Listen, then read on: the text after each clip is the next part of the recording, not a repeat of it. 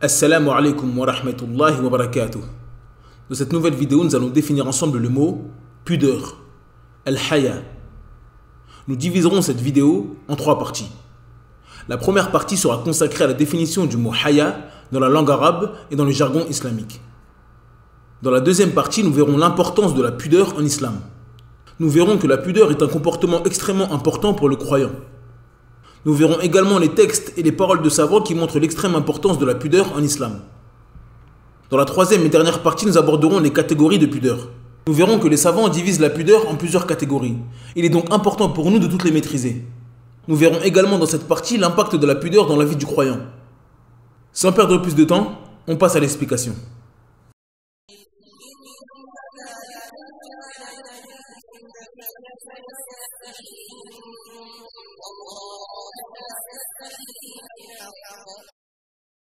Bismillah ar-Rahman ar-Rahim. Alhamdulillahi Rabbil Alamin.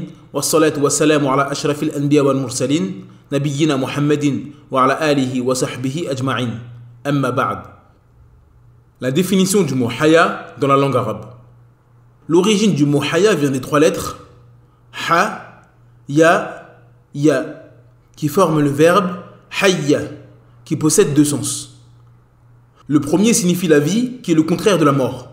Et le deuxième signifie la pudeur, qui est le contraire de l'impudence.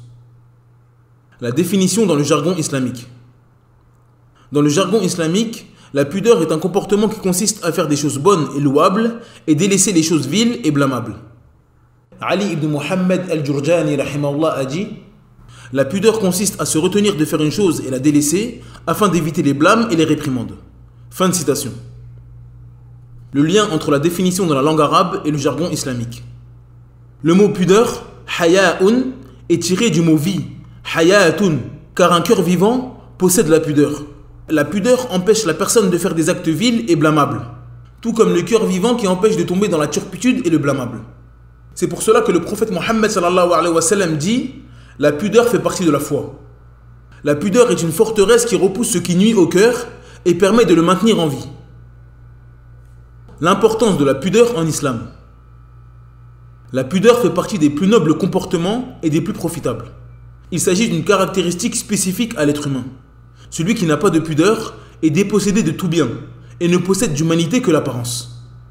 Sans ce magnifique comportement, le dépôt n'est pas préservé, le pacte n'est pas respecté, l'honneur est bafoué et la perversion est propagée.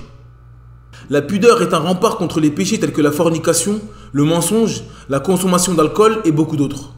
C'est dans ce sens que le prophète sallallahu alayhi wa sallam a dit: si tu n'as pas de pudeur, alors tu es libre de faire ce que tu veux. Ce hadith nous informe que celui qui n'a pas de pudeur n'aura aucune barrière qui l'empêchera de commettre des choses blâmables. Il désobéira à son Seigneur, trahira les gens, bafouera son honneur et celui de sa famille sans aucun souci. Le jugement religieux de la pudeur. Comme nous l'avons dit précédemment, la pudeur est un comportement immense qui fait partie de la foi. Il ne fait aucun doute que le croyant doit s'embellir de cette magnifique parure qu'est la pudeur. Cependant, il y a une pudeur qui est obligatoire et une qui est préférable. La pudeur obligatoire est celle qui pousse à délaisser les actes interdits par la législation et faire les obligations. Tandis que la pudeur préférable est celle qui pousse à délaisser les actes détestables, le surplus d'actes permis et se précipiter à faire les actes préférables. Les preuves de l'importance de la pudeur en islam. D'après Abdullah ibn Umar radiyallahu anhu, le prophète sallallahu alayhi wa sallam marchait quand il entendit un homme réprimander son frère à cause de sa pudeur. Le prophète dit alors: laisse-le, la pudeur fait partie de la foi. D'après Imran ibn Hussein radiyallahu anhu, le prophète sallallahu alayhi wa sallam a dit: la pudeur n'engendre que le bien. D'après Abdullah ibn Mas'ud radiyallahu anhu, le prophète sallallahu alayhi wa sallam a dit: vous devez éprouver la vraie pudeur envers Allah. Nous avons dit: ô messager d'Allah, nous éprouvons de la pudeur et la louange est à Allah. Le prophète sallallahu alayhi wa sallam a dit: ce n'est pas cela. Éprouver la vraie pudeur vis-à-vis d'Allah et de préserver la tête et ce qui se trouve dessus, le ventre et ce qui se trouve autour, de se rappeler la mort et la décomposition, et celui qui veut l'au-delà délaisse la beauté de la vie d'ici-bas. Celui qui fait cela aura éprouvé la vraie pudeur vis-à-vis d'Allah. La parole des savants concernant la pudeur. Omar ibn al-Khattab radiyallahu anhu a dit: Celui dont la pudeur diminue verra sa piété et sa religiosité diminuer. Celui qui voit sa piété et sa religiosité diminuer verra son bien diminuer. Iyas ibn Muawiyah rahimahullah a dit: j'étais auprès de Omar ibn Abdel Aziz quand on évoqua la pudeur. Les gens ont dit: la pudeur fait partie de la religion. Omar rétorqua: au contraire, la pudeur est toute la religion. Al-Fudayl ibn Iyad rahimahullah a dit: 5 choses sont le signe de tristesse et de misère: la dureté du cœur, la sécheresse des yeux, le manque de pudeur, l'amour de ce bas monde et l'espoir de vivre longtemps. Les catégories de pudeur. Les savants ont classé la pudeur de plusieurs manières différentes. Parmi elles, il y a la pudeur vis-à-vis d'autrui. Elle se divise en 3 catégories. La première est la pudeur vis-à-vis d'Allah Azza wa Jal. Elle consiste à accomplir les obligations et les injonctions d'Allah Azza wa Jal et s'abstenir de faire ce qu'il nous a interdit. La deuxième est la pudeur vis-à-vis des gens. Elle consiste à s'abstenir de nuire à autrui et de ne pas faire des choses blâmables de manière apparente. La troisième est la pudeur vis-à-vis de soi-même. Elle consiste à avoir de la vertu et à être en retrait vis-à-vis des gens. L'origine de la pudeur. L'origine de la pudeur est de 2 types. La première est la pudeur innée. Il s'agit d'un comportement naturel chez la personne et il n'a pas fait d'effort pour obtenir ce trait de caractère. Le deuxième est la pudeur religieuse qui relève de la foi. Il s'agit d'un comportement qui s'acquiert avec la connaissance d'Allah Azza wa Jal. Celui qui connaît la grandeur d'Allah et sa perfection, qui sait qu'Allah Azza wa Jal est celui qui voit toutes choses, entend toutes choses et connaît parfaitement le contenu des poitrines, n'osera pas lui désobéir et accomplira ce qui lui est demandé. L'impact de la pudeur dans la vie du croyant. Celui qui se sera habillé de la pudeur obtiendra de nombreux bienfaits dans sa vie mondaine et dans l'au-delà.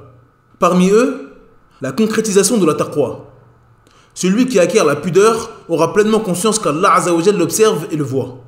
Il s'abstiendra donc de faire des choses blâmables et accomplira ses obligations. L'amour d'Allah et sa proximité. Celui qui connaît son Seigneur l'aimera forcément.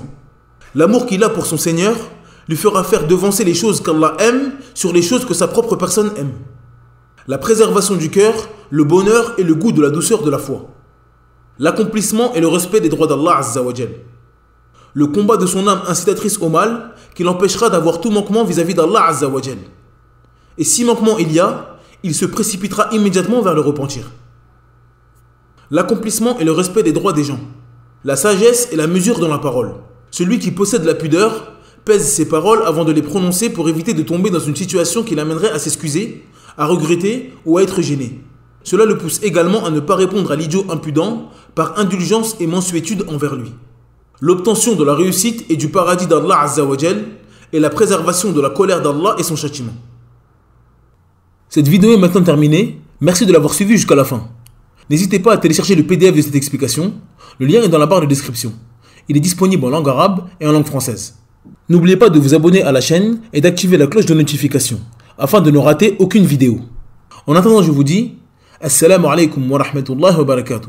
Subhanakallahumma bihamdik, ashhadu an la ilaha illa ant, astaghfiruka wa atubu ilaik.